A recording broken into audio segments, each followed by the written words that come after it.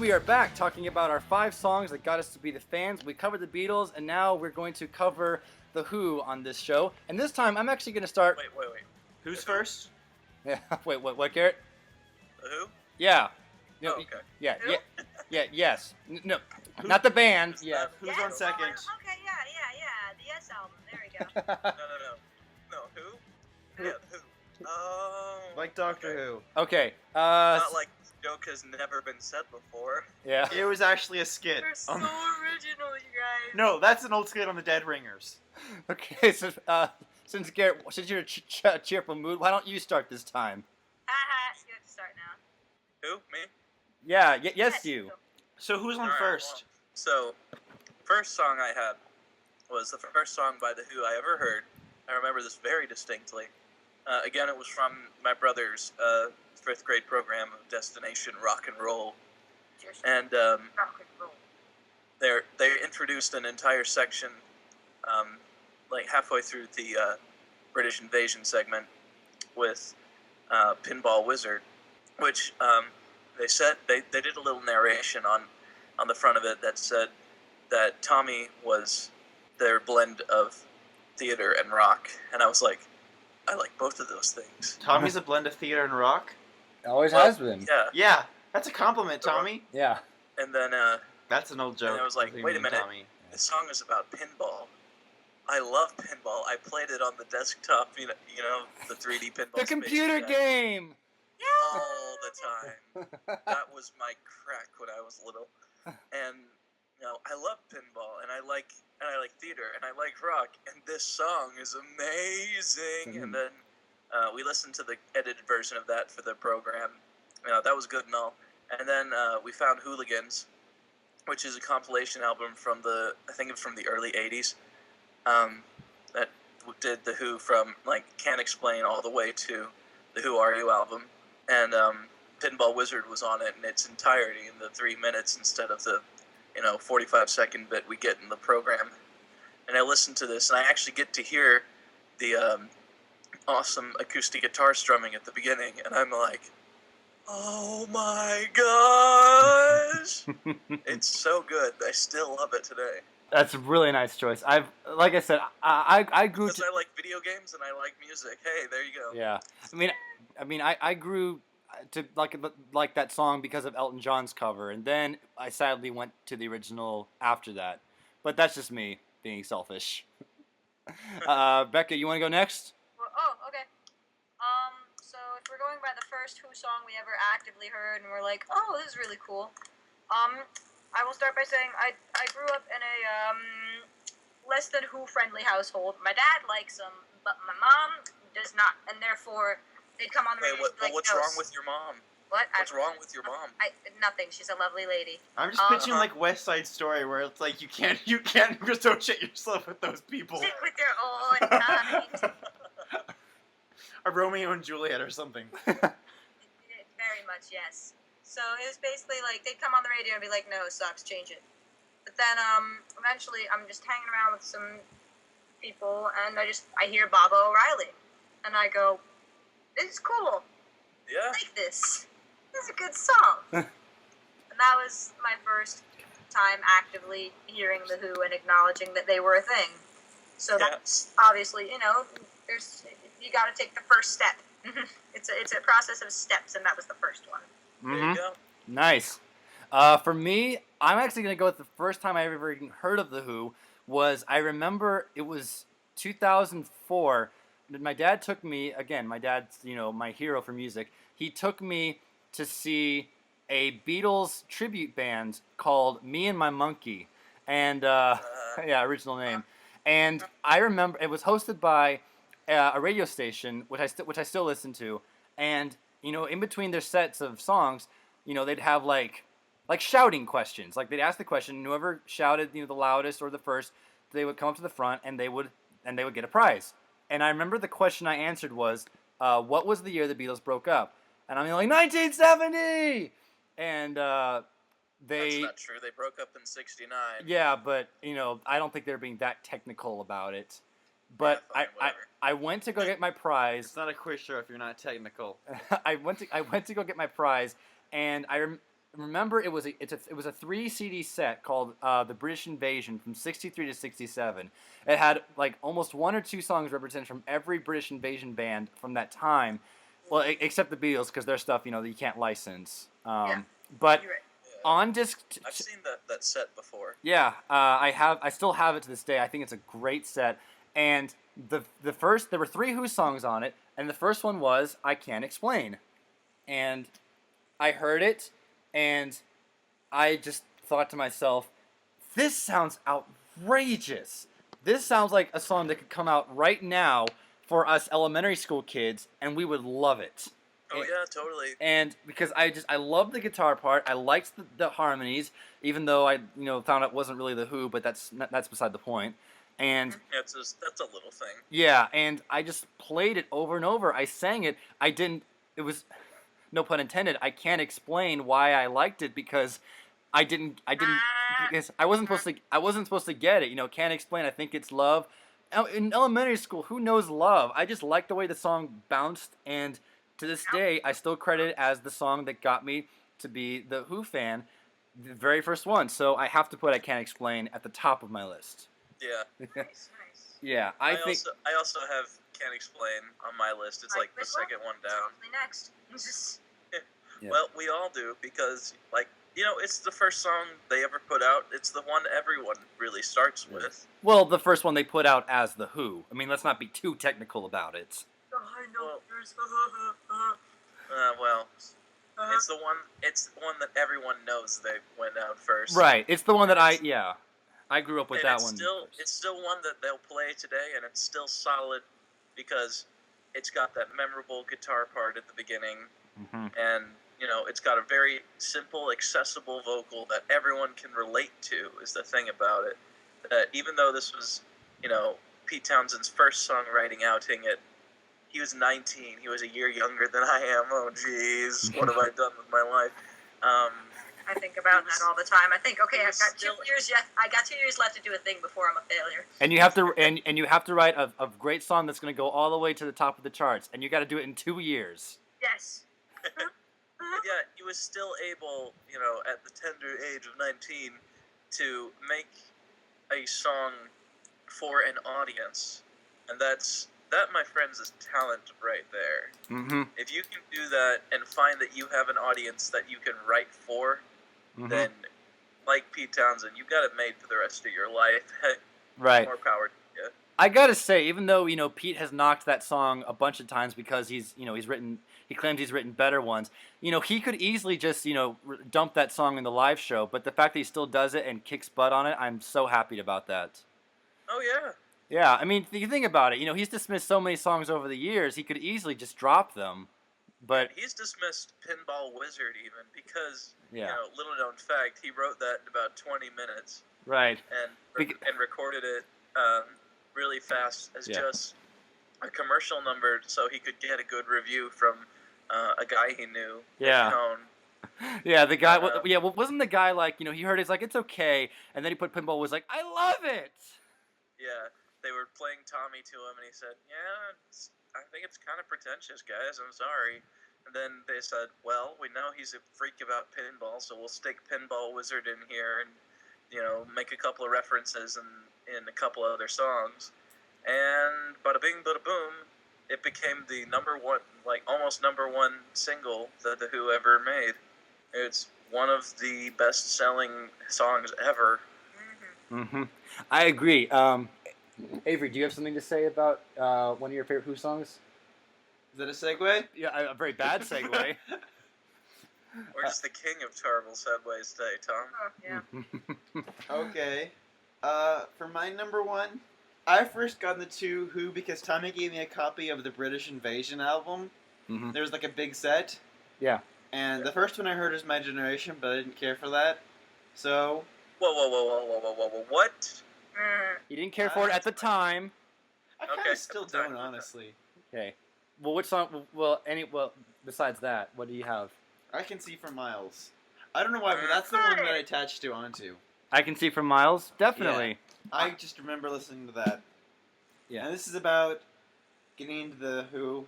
And honestly, I am finding this list very hard. Tommy can see my list. He's got like 3 down. he's desperate to come up with 2 more.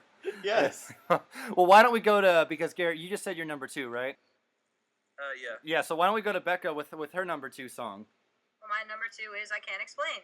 Oh my God! There you go. Great minds It's, think alike. And guess what my next one is? I Can See for Miles. But Because yes, that was... I Can't Explain because, 'Cause those like, were- you know, again, fast forward a few years, you know, the whole getting into it, not getting into bands again. Just kind of sitting in a friend's car on the way home from a birthday party. Stop They're thumping playing around. Let It Be on the way there. And we're on the way home now. And they're like, you know what, let's pop out the CD. And I'm like, no, put it back. They put in a new, mysterious, unmarked CD. And unbeknownst to me, it was the most recently, at the time, released Who's Greatest Hits thing. And the Mhm. very first track on that was I Can't Explain. I Right. didn't Was it, CD they was put it in. the Ultimate Collection? No, it wasn't the good one. The greatest hits is just one It was disc. the really crummy one with like a silvery cover that had some really bad radio edits that suck. Yeah, because the greatest hits CD is just one CD. The really janky one. Yeah. Yeah. We'll do a whole show where we take that track listing and we will rework it. How's that? That would be nice. Oh, I like it. Anyways, yeah, they pop that in. I have no idea what's going on, and the first, you know, dun, dun, dun, dun, and I'm instantly captivated. I'm like, wow, this is amazing. This is really good. And I'm just sitting there going, this is really good. And I said, I just, the words come out of my mouth. Who is this?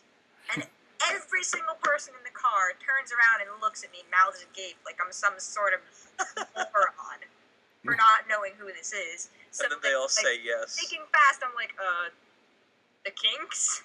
Everyone just looks at me like I'm even more of an idiot, and they're like, no, this is the Who. And I was The like, Kinks are underrated. oh, alright. I guess I like these guys now. Yeah. Great choice.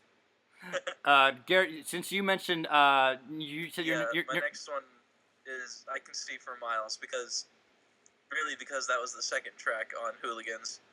And, you know, you listen to I Can't Explain, and it's all fun and bouncy and teenagery and stuff. Then all of a sudden, like, what is this? It is amazing. This is epic. Oh my gosh, that song. It was just so good. And I just couldn't help, you know, the first 3 tracks on that CD were Can't Explain, I Can See for Miles, and Pinball Wizard. And then I think right after that was Let's See Action. I was like, okay, cool. So I would just like play the first 3 tracks repeatedly for the first few days I had that CD. Yeah. Trying to make Let's See Action follow those. 3, yeah. How do you do that? 3 back-to-back killers. Let's See Action. Hooligans had a really weird track list because they had like 3 songs from the 60s and the rest of them was like 1970-ish onward. Didn't they have like Drowned on there? Or like some like They had Drowned, obscure choice. And Drowned, they had like they had some weird ones from Who Are You, like Had Enough and Sister Disco. I love Sister Disco. Yeah, Sister Disco's okay, but Had Enough, I'm like, why would you? Okay, gotta put some end whistle on, I guess, but it's not the best thing he's ever done. All right, well now that it's great because my next one is I Can See for Miles is my number 2 choice because There you go. I heard it the same way Avery did on my British Invasion box. The 3 tracks were I Can't Explain, My Generation, and I Can See for Miles. I heard that, and for some it was much longer than the other 2, which I wasn't used to. And it just had a different vibe. My Generation was bashing. I Can't Explain was pop, and I Can See I Can See for Miles is just dark. Yeah, it was has this weird, very dark. Oh yeah. almost stalkery tone. Very stark. I can see from miles and miles and miles. And I remember It always reminded me of not kind of like a snake that you hear the beginning of it, and it's kind of like a strike, and you can sort of see it uncoiling through the rest of that chord. And it's just, ooh, it's evil, and it's powerful, and it's gonna come get you.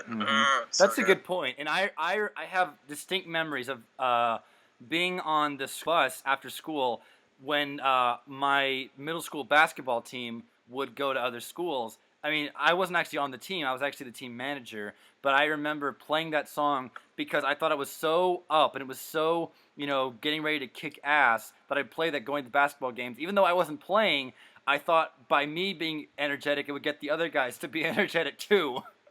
I've lost Yeah. no And emotion. how'd that go over? Yeah, and how'd that go over? Let's just say that escalated quickly. I've blocked out most Really? of those memories. Yeah. So I have to put I Can See from Miles. Avery, what'd you put on your list after I Can See from Miles? Well, I'm gonna move one up just because Garrett said something about it. I'm gonna put Sister Disco on my list because Oh, okay. I love it. I don't know why. I think it's because I think that song's about like checking out of a rehab facility or something. Because like when I walk through those hospital doors, Oh yeah, I'm like goodbye. I don't know. I kind of, I know what you mean by that. Yeah. I think of it more as, more in the more obvious way. Like, it's called Sister Disco. It's obviously commenting on disco and how it's sucks and it's dying. And I good think I riddance. listened to that more as a kid because it's one of those dark songs. If you listen to it from that angle, Oh, it's so sarcastic. I think is the best part about it. right. Except the bridge. Actually, the best part is the bridge where it gets sincere. Actually. Mm-hmm. And it's actually kind of funny that we were just talking about how Pete, wouldn't want to do certain songs like I Can't Explain. But yeah, talk about not wanting, like he really does not like Sister Disco live. Oh yeah, pretty much anything from Who Are You, except for the title track, he hates doing live. Probably because it brings back bad memories of Keith. Because he also doesn't like Dreaming from the Waste, which is, you can kind of see Keith's decline in that. Yeah, kind of. So let's move on. Garrett, well, what's your next song? Also Baba O'Reilly. Again, it's on Hooligans. I have this really distinct memory. I mean, I could be doing this yesterday, as far as I know. Like I said, I was into video games as a little kid, and hell, I still am. And I had this T-shirt with the entire screen of Donkey Kong going up the girders, the original Donkey Kong arcade game, going old school with it, and I had this shirt hanging on my dresser, and my stereo was on top, and I would just sit there looking at the shirt, admiring the 8-bit beauty, and Baba O'Reilly would be in the CD player on top playing, and I'm like, this sounds 8-bit. This is perfect. It sounds just, I could link this song with what I'm seeing, and it's great. And then at the end, of course, there's the violin solo, which is so very good. And I actually didn't know it was a violin for the longest time. My mom and I remember listening with my mom and thinking, and we were just kind of talking to each other like, what even is that? Because there were some parts we thought, is it some kind of flute? Because they're, like, the tone of it generally sounds very wooden, like a wooden flute. Yeah. Yeah, kind of. And then we later found that it was just it was a violin, and like that is some violin work there, honestly. Oh It's yeah. just so amazingly good, and it's just, you have the guitars and the bass and the piano and everything, all very standard British American instruments, and then you have the violin come in here, which you can take it to be very Celtic, but the way this was taken, that it was played, it sounded very Indian, going with Yes. Meher Baba sort of thing, and you could just tell there was something so much more to the song that was added with the violin. Thankfully, Keith Moon was actually responsible for bringing in the violinist there. Whoop, my boy. Yeah, he actually produced the violin sound, which honestly I think is kind of a mistake. I still think it's a little bit muddy. I still love it, and I'll listen to it Right. any day of the week. Right. We've definitely gotten a lot closer to hearing it much more clear in recent technology. I think Yeah. so. Yeah, there's all the remastering and stuff, and also in 2000, the Who played Baba O'Reilly live at the Royal Albert Hall, and they actually brought in Kennedy, who's a famous violinist who played the violin solo live at the end of the concert, and it was, it was different, and it was amazing. It was on an electric violin, so it could be amplified and a little bit distorted. So it was just, you listen to it and you're like, this is what the song is supposed to do. It's supposed to be violin, and it's so good. So good, in fact, that I want to hear Lindsey Sterling, the amazing violinist sensation that's sweeping YouTube, to play that, to make a studio recording of it, or play it live. I don't care. Just make a recording of that, Lindsey, if you ever listen to this.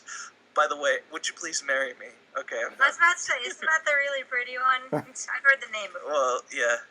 She's the one that does the videos where she's dancing around and stuff. She's pretty good. Yeah. Yep. The really pretty one. Yeah. Yeah. She's gorgeous. She's talented. Marry me. Okay. What about you, Becca? What's your next one? What? Oh yeah, that's right. Okay, this is the thing. Right, I'm in this. We're all in this together. Okay. Stop it now. Don't ever again. Next we have The Seeker.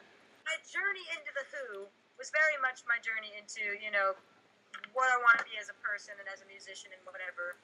And as I explained with my reading of biographies and our whatever discussion before, I was sitting there and I made the good bad decision. I'm like, okay, you know what? This phase of my life is going to be spent. I'm going to try really hard to be like Keith Moon. And combine that with, playing rock band drums and going, I want to play drums now. Keith was a very big influence on my journey into the drums. Actually, the first song I ever learned how to play on drums ever was I Can't Explain. So therefore, my attempts to learn this instrument started as rock band, and then throwing all caution to the wind and all technical terms to the wind and just jumping in there and doing whatever the hell I could learn on my own how to do.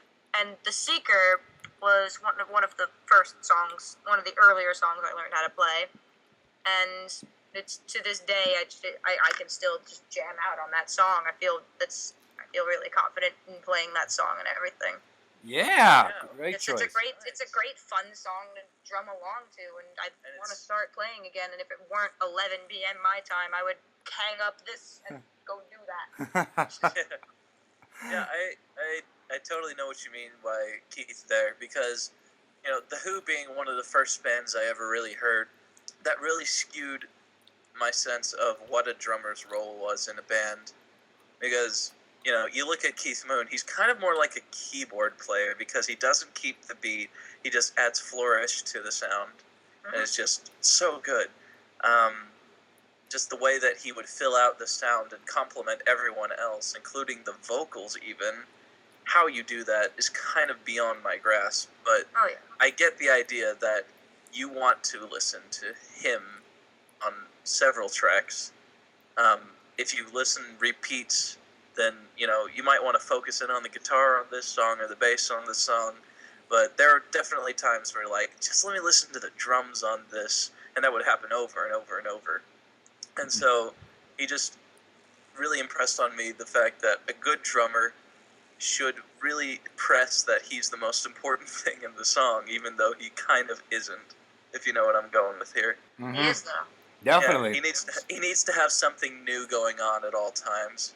And that's how I approach drumming. Like, if you listen to, so I'm just going to plug myself here, my Floydian Slips album, which you can find on Bandcamp, that's kind of how I approached playing the drums on Night of a Thousand Furry Toys. And that I always wanted every fill to be different, even though I didn't quite pull that off. I wanted everything to be kind of off the wall and never be just playing a straight beat. Okay, well then that actually leads to me, because on my list too I have The Seeker, because it's the song that, it's just like Becca, it got me back into being a Who fan. Just like Becca, I heard it on Rock Band, I played it. Oh, I didn't hear it on Rock Band. No, it was on Guitar Hero. Oh, I didn't hear it on anything. I just it was one of those songs that I learned how to play drums to.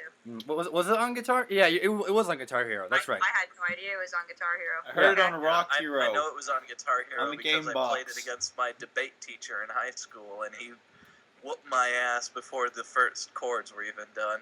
But I think it's a powerful song. I remember blasting it in my speakers in the computer room, and I learned and failed to learn how to scream along to it, so to speak, because I was just trying to yell, trying to match Roger's voice. His vocal was so perfect on that. I always thought, because this is before I knew better, I always thought because that was a single between Tommy and Who's Next, at the time when I was younger, I could have easily seen that on either of those albums. Now that I'm older and I appreciate them a lot more, it's to me The Secret is a single by itself. There's nothing like it.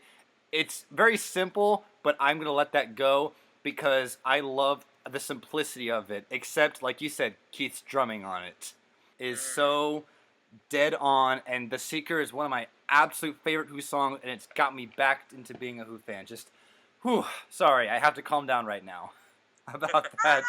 He's sweating. Yeah, I I am. don't want to be in the room with him anymore. Yay. Yeah. So is it back to me now? Hold on. Avery has something to say. All right, of course. I do? Yeah. Again, bad segue. Okay. I guess my next track is Magic Bus. I don't know if it was one of the first ones I heard. That's the problem with this. Is I'm not sure if it's the first one I heard, but I remember having a conversation about Magic Bus with someone in school, like some older student. And I also remember loving the Live at Leeds version, which is like a 15-minute jam. Oh, dude, that version. The best part about that version is the beginning where Pete's playing along with his echo. I love it. Just makes. I love that version of it. That is just. Oh, it makes me so happy. Okay, so so Garrett, we'll throw it back to you How do you know I'm done? Oh, I am done, but how do you know? Because I know you. We've been friends for years. Oh. So Garrett, let's throw it back to you. And are you on number 4 or 5? 5. Okay. All right, my last one, the first one that wasn't on the Hooligans album. It was on the. I first heard it on the Ultimate Collection, which is, by the way, the best place to start if you want to get into the Who. Yeah. It's the Ultimate Collection 2 CD set. Yeah. Do that. Don't even bother picking up the greatest hits. No. Yeah. Or Then and Now, or that sort of stuff. Yeah. Is there an And essential so- Who? No. Because essential makes the best And so I'm greatest going hits. through. I'm going through, and I hear Can't Explain through My Generation. They're sort of mod years, and then they start getting a little kooky with I'm a Boy and Substitute, and then all of a sudden, doom, doom, doom, doom, doom, doom, Boris the Spider. Yes. I listened the shit out of that song when I was in 6th grade, and my brothers hated it from the first time they heard it. And then after I'd repeated it about 10 times, they were like, Garrett, this needs to stop. We're holding an intervention. And the best part about it, was the fact, first off, that it was so easy to pick up because it was so... If you know the backstory behind it, you can understand why it's so easy to pick up. Oh, yeah. Mm-hmm. Where John Entwistle, who wrote the song, who's bass guitarist, not a bass player or bassist, he's a bass guitarist. Where someone said, "So, John, you're supposed to be writing songs for the next one. Let's hear what you got." He just went, look, he's crawling up my wall, and he started writing Boris the Spider right there. I never heard that story. Oh yeah, someone just asked him to do it, and he's like, "Oh crap, I forgot." And I think it was the first song he wrote for the Who, even though Whiskey Man appeared first on the quick one. Love Whiskey Man. And Whiskey Man. Whiskey Man. Anyway, Whiskey Man. but Boris, Home from work the other day. the all-time best Whiskey thing Man I came home from remember work the other day? I remember was the first time I heard the chorus where he just goes, "Boris the Spider." And I'm like, this is so good. And then he goes way up on the creepy crawlies into almost falsetto. Creepy. Great. And it was soon after that I realized, dude, Entwistle's got some pipes. He's got some range. Freaking man. Right. Man. Yeah. He can do the whole "You are forgiven" and the boss's voice in "Summertime Blues" in the same concert. And I'm like, golly, man, you're so awesome. And this song is just the epitome of his early awesome, especially with the black humor. And I was a little bit of a bugaphobe when I was little too. weren't we all? Yeah. Yeah. Yeah, I love that one. Okay, so Becca, why don't you give your next one? This has all been going in so many directions. I don't even remember why I wrote some of these. I have Sparks here. That's a weird one. I'm trying to think. Oh, okay. Because I like it. Oh, okay. Okay. Also, Totally. As Next. an instrumental. Yeah. They Yes. emphasized that like they could do really cool instrumentals, and also I couldn't really think of just songs for the Who that got me into them because really, two major milestones of my enjoying music in my life were listening to all of Tommy and listening to all of Quadrophenia. I had to pick a song from both of those to be the extra two songs on this five. You listen to all of Tommy? He talks a lot. Talking about me. I see what you did there. I did earlier. Nobody got it. Yeah, I remember listening to all of Tommy the first time. It was almost a religious experience, you might say. Why, Not thank you. Tommy. I meant the album. Oh, damn it. I met you, Tommy. You are a religious experience. I have a religious Yeah. experience. But you know what actually was Jesus a religious Christ and the Church of experience Latter-day was those Tommies. nights when I would listen to Quadrophenia all the way through. I would do Yes. that every night for about a week in middle school because Quadrophenia just hit me so hard. Yeah. I can talk forever about that. We probably will in the I did future. on the record rant where I talked for 2.5 hours with Tom. Right, but don't worry. We'll have Becca to give her 2 cents on that album. But for now, why don't we hear what Becca has to say for her final pick? Oh, my final No, I think we're going around. I think it's you. Well, she said Tommy and who's next. Was there a song that you picked? pick. Yeah, Sparks. Tommy and Quadrophenia. Sparks. Okay. I remember. Okay, that's good. Marks, because it's good. Yeah. Thank you. You listen. Thank you. Yes. All right. So then I'm actually gonna That's all I did. I'm actually gonna combine my 4 and 5 because they're from the same album. So probably I'm just gonna say I mentioned this when we did the Who vocals, but to me, Getting in Tune is such a great song. I love the piano line, obviously, because I grew up a piano geek before I learned guitar. And I always love the way Roger's vocals just, like, soar. Like, there's, like, a certain amount of echo on it that just makes it almost, like, disappear into the background. And then it just comes right back to you. And then the drums kick in, and it's almost like, you thought I was gone? Well, here we are again, so to speak. I love that song. It got me back because I was like, well, who's such a rock band? Then I heard Getting in Tune, and I was like, okay, this band's showing some diversity in this B. I like it. Got it all. Yeah. It's here a in my university head. up in this bitch. Yeah, and then my fifth one from the same album, because as a middle schooler, I was like, nobody gets me at all behind Blue Eyes. Yep. Just that opening That line. wasn't- Yeah, Do you need a hug, Tommy? I do need a hug. I'm not hugging you. Get away from me. Just that opening line. No one knows what it's like to be the bad man, to be the sad man. I would just be like, thank you. It was like nobody gets me. I mean, of course, later I realized how really depressing the song is, and how I was a middle schooler and thought this is the song of my life. Are you smiling, Tommy? Oh, totally. So Do you want me to I tell know you what some you bad mean by- news no. before you laugh and act like a fool? Oh, very nice. I totally know what you mean, Tom. Again, Yeah. going back to my love life earlier on. Do you want me to middle stick your- school. Behind Blue Eyes. Stop it. For the longest time, Behind Blue Eyes is my favorite song in the history of ever, because it was my girlfriend's favorite song at the time. Because she said when she was little, her father would sing her to sleep with that melody. I don't know if it was the same words, because that would be kind of dark for a child.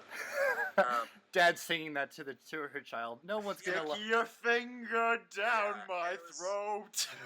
And but a couple of let's see, it must have been about 2007-ish, summer 2007. I was actually in this house. I'm at my grandpa's house right now, and I went into the bathroom with the little crappy MP3 player I had that had a microphone on it, and I recorded myself singing Behind Blue Eyes for her. That was the first time I ever recorded myself. It was just the vocals in the shower. And I played it for her, and she loved it and everything, and it was great. I still love that song. I think of her every time I hear it. Aw, that's sweet. So that's 3. Oh, I'm sorry. I almost forgot Avery. For your final ones. I have two final ones. I guess we already did. I guess everyone else did the other two. Okay. On a weird choice, I put You Better You Bet on the list. Nice. Yeah. For one, I That think was- this is one of the yeah. only later Who songs I ever got into, and I've always thought this would make a great duet if like two people Yeah. sang it. I'm surprised I've never heard a duet of this. You know it what? That'd be seems really cute. like an obvious Like a- choice. Like it also would change the meaning. It would be from this bitchy wife song to like this loving, sweet, nagging couple type of thing. Yeah. If you made it a duet. I never thought about it that way. That's a good. Oh, That's a that good would be idea. Really cute. I'm actually gonna. And it could be banter instead of this abusive wife situation it has in the original version. Yeah, I'm gonna steal that. I'm I gonna. don't know about abusive wife. In the but original version, It's she's. just annoying. I know. I got that. It was a dysfunctional relationship. Yeah, in the I original thought version. I thought it was kind of. I understand where he would see abusive, but then again, I listened to the song. I'm like, this guy is bringing it on himself a lot. Yeah. You know, I showed up late one night. You know, and I look pretty crappy sometimes and everything. And be like, okay, I'm you not into deserve a bit of the Just like a bit your of the crap. nose. I'm not into your passport picture. I just like your nose. I love that line, especially when I saw the concert in 1989, where they did Tommy, and it was amazing. They did Tommy. Where Stop. stop it. Play and so, PG-13 show. Roger gets, Jared swear Roger gets twice. to the shut up. Roger gets to that line. I just like your nose, and he looks straight at Pete and just goes. Oh, that's so perfect because his nose. He looks at Pete and goes. That's So- really cute. Oh Yeah. my god. Because Yeah. for those of you who don't That's so know, cute. Pete Townsend's honker is the biggest thing on the face of the planet. Is that it? Anyway. Yeah. Is that it, Avery? I have one more. What's Though that? I think You know Rebecca Helmus also What? has one more. Oh yeah, I do. Do you want to go first, You Becca? Becca. I'm eating. Okay. Well, Avery, you Okay, go then. Avery Okay. then. I put Baba O'Reilly because I basically was just gonna put the whole album Who's Next. That's like the Who Yeah. album I got into. Mm-hmm. I never cared for the rock operas, but I love every track on that album. And I guess Baba O'Reilly's has just a distinctive opening, with that opening sort of field piano or Synthesizer. synthesizer opening. Yeah. Da da da. Yeah, but I also got into get.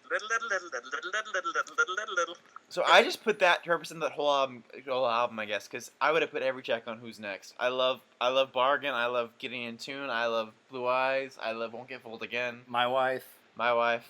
Mm-hmm.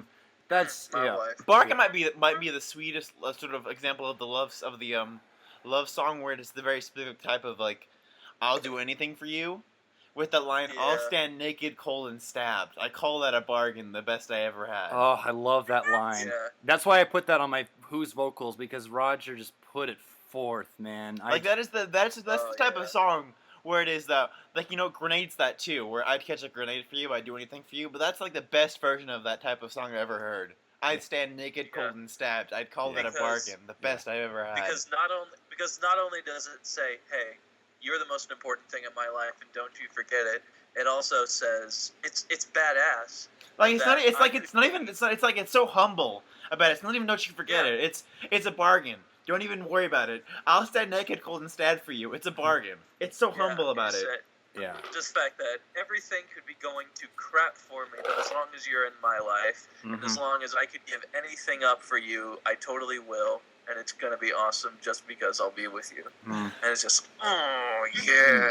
My favorite line in the whole song, it always has been, is Pete's sweet bit, which, you know, Pete was a master at Roger would come in and do the rocking vocals, and Pete would come in the middle and do the sweetness. And my favorite line in the whole song is, it's my feet in the mirror, I know I'm with nothing without you. And like, 1 and 1 don't make 2, 1 and 1 make 1. To me, that's like the whole sum of the song in that one sentence. That, to me personally, that's my favorite line in the whole song. Becca, do you have your last one? Yeah, my last one, again, the whole, you know, there's an entire album that I want to put here, and that album is Quadrophenia, because there was a point that album pretty essentially saved my life. So, Yeah. and my sanity, or whatever's left of it, rather. And, I couldn't really pick one song to summarize just how much that album means to me, and we were talking about going on long rants about that, but I completely forgot everything I was going to say. Oh Because boy. there's too much to be said about that album, you Yeah. know, staying up really, really late at night listening to it the whole way through. Oh Right. yeah. I was actually at the beach, and it was the middle of the night, and it was like mildly cloudy, and it's just the perfect setting to be listening to that out on a balcony, looking out at the ocean. Yeah, I actually got to try that sometime. See how I feel It's the about most it. incredible. You will cry and feel all You have to go to sorts the of beach things. first, Everything though, will hit Tommy. you Yeah. even harder than it already does, and that album hits me pretty damn Right. hard. So Oh. because yeah, so because I've got to yeah. try that. So It's yeah. one of the greatest things. You know how there are there's certain music where you're like, I need to listen to this under certain circumstances. Right. Right. Like Listen, my best I listen listen to to Tommy. Under the Knife. You listen to Tommy. Yeah. You listen to Tommy while there's a candle lit. Listen You to you will see your entire future. Listen to Tommy Yeah. while Tommy's in the room. Yeah. So I mean, because it's a free show, Becca, you can just say just put the whole damn album down as one track. Because I mean, as you said to yourself, you can't just listen to one song. To you said it yourself. That album is one continuous song, so you can count I that. slapped I've had enough on there, but I'm gonna go with that because that's better. Okay, you can do that. Okay, so we discussed our 5 Who songs that got us in, and we will be right back right after this.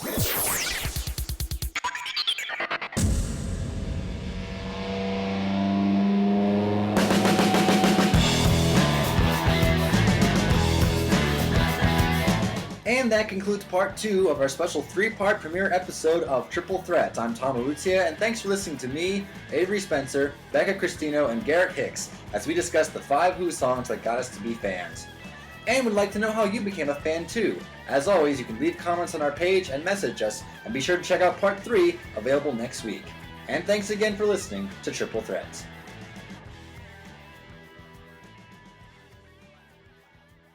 Okay, Becca, is this your 4th one or your 5th one?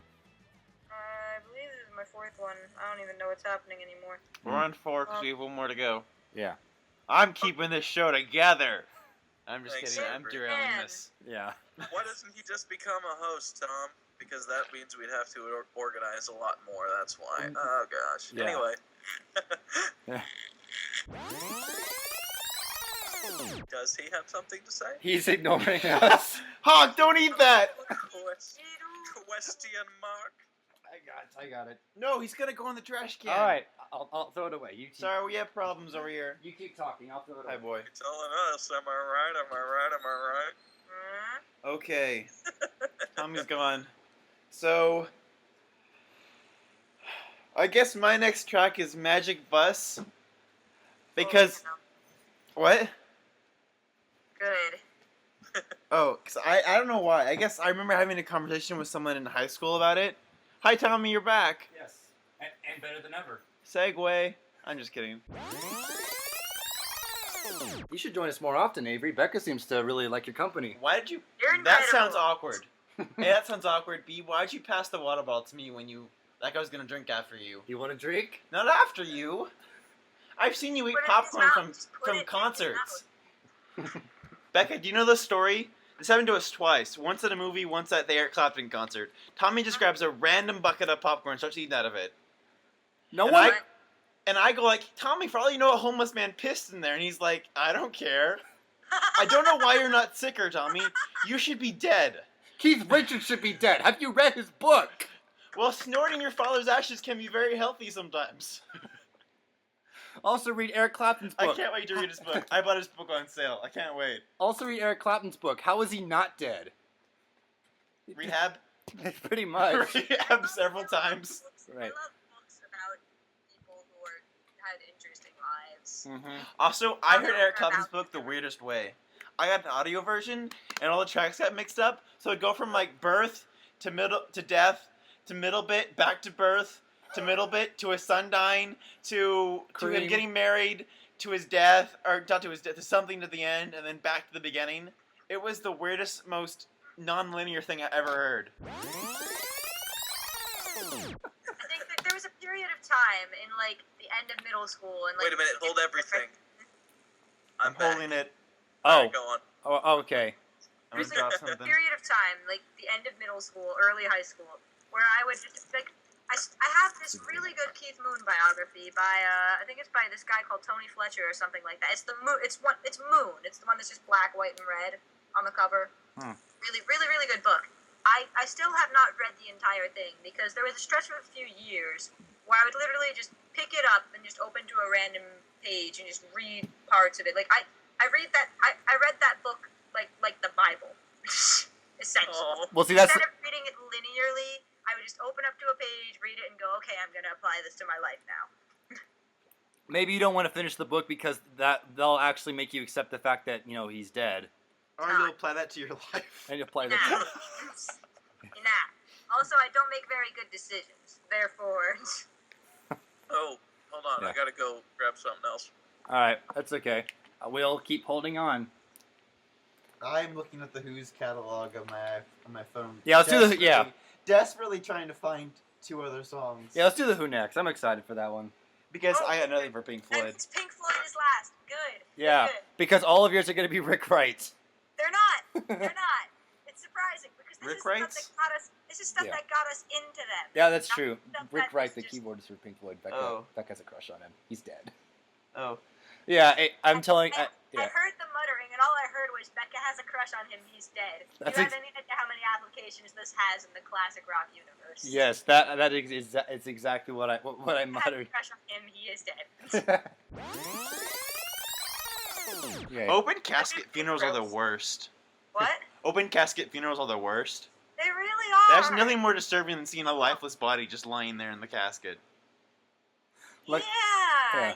Yeah, you're right. Yeah. Luckily, I never had to do that. I have several So I found- times. They're not pleasant. Yeah. They're not pleasant at all. So, I found the thingy that I wanted to find. Right now I'm holding Who Don't I show Am it. by Pete Townsend. Good. And when you were talking about Keith, I just thought of this little bit here. And it's probably going to make you really sad, but don't worry about it. It's good. There. At the time, Keith was juggling doctors to create confusion and to get the most medication he could, especially to relieve the symptoms of alcohol withdrawal. But he seemed determined to stay sober at least. He rang me almost every night, almost around midnight, to say he loved me. In September 1978, Roger called me in my studio. He was succinct. He's done it. I haven't gotten that far, but You spoiled it. Yeah. well, I knew he's dead. That's not spoiling. I've been avoiding Oh. spoilers really I well. read this, and I just went, oh, it's so sad. Nice. Especially when you read right before that, he called me every night just to say he loved me. Nice. Oh. Very nice. Okay. With that, I think we should go ahead and do the Who next since we're all in that mindset. Who's next? Gotcha. Yeah. Who's Who's next? on first? Who's on second? No, what's on second? No, what's on second? I don't Who's on know. first? Who's on What? third? No, what's on second? I don't know. I don't know who's on third. Thank you.